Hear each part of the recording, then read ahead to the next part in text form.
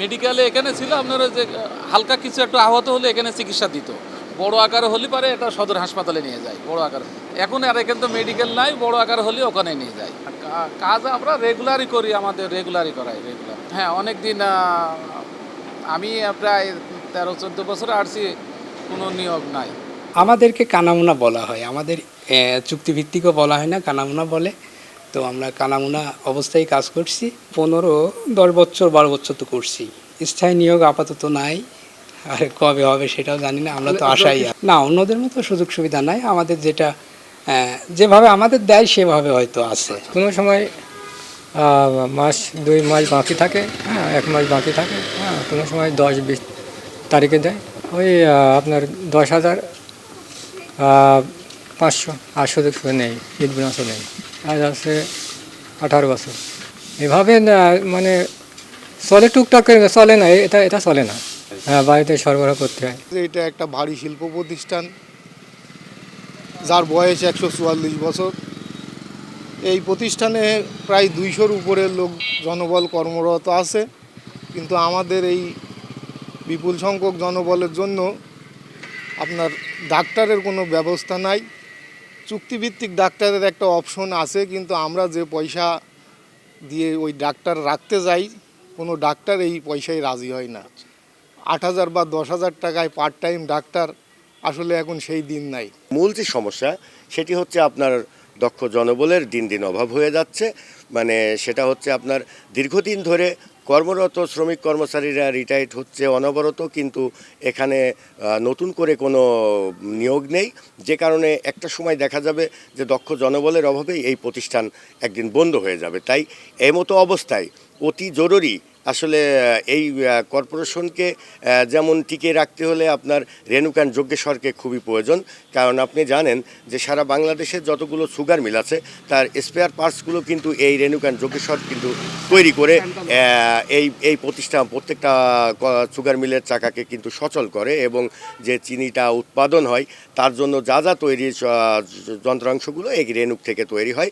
তো তাই এখানে এই শিল্পকে যদি টিকিয়ে রাখতে হয় আপনার রেণুক যজ্ঞেশ্বরকে টিকিয়ে রাখতে হবে। আর এই রেণুকান যজ্ঞেশ্বর যদি টিকে না থাকে তাহলে আপনার সুগার কর্পোরেশন হুমকির মুখে পড়বে। নায়াসিনামাইড ও স্যালিসাইলিক সমৃদ্ধ লিলি ফেস ওয়াশ যা ফেসের ডেড স্কিন সেল দূর করে দেয় দ্বিগুণ ফাস্টার ব্রাইটেনিং। আর্থিক সংকটের কারণে আমরা শ্রমিক কর্মচারীদের অবসরকালীন পাওনাদি পরিশোধ করতে পারি না। আজ থেকে প্রায় 5 বছর 7 বছর আগে অবসর গ্রহণ করা লোকজনের গ্র্যাচুইটির টাকা এখনও বকেয়া পড়ে আছে, আমরা দিতে পারছি না। তো সেই দিকে সরকারের দৃষ্টি আকর্ষণ করব।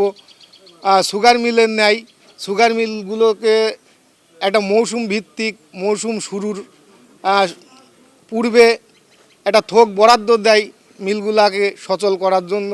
এখন মিল রানিং অবস্থায় আপনারা দেখবেন, ইতিপূর্বে আমরা এগুলো করে থাকি যে কোনো প্রতিষ্ঠান যদি হঠাৎ করে ব্রেকডাউন হয়, কোন যন্ত্রাংশের জন্য হয়েছে সেটা ইমার্জেন্সি রেণুককে নক করা হয়, তখন আমরা রাত দিন 24 ঘন্টা এটাকে শ্রম দিয়ে আমরা সেটা করে আমরা সেই মিলের মানে উৎপাদনটাকে আবার সচল করি।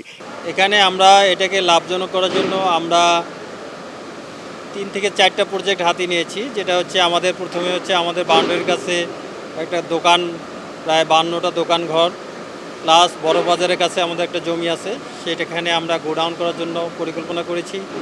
একটা কনভেনশন সেন্টার, আমাদের গড়াই নদীর পাশে একটা জমি আছে, সেখানে কনভেনশন সেন্টার, প্লাস আমাদের পার্কে একটা জায়গা আছে, সেখানে আমরা যদি কনফারেন্স সেন্টার করতে পারি তাহলে আমাদের এই দিক দিয়ে একটা আয় উন্নতি হবে। আমরা প্রতি মাসে প্রায় 10 লক্ষ টাকার মতো ভাড়া পাবো।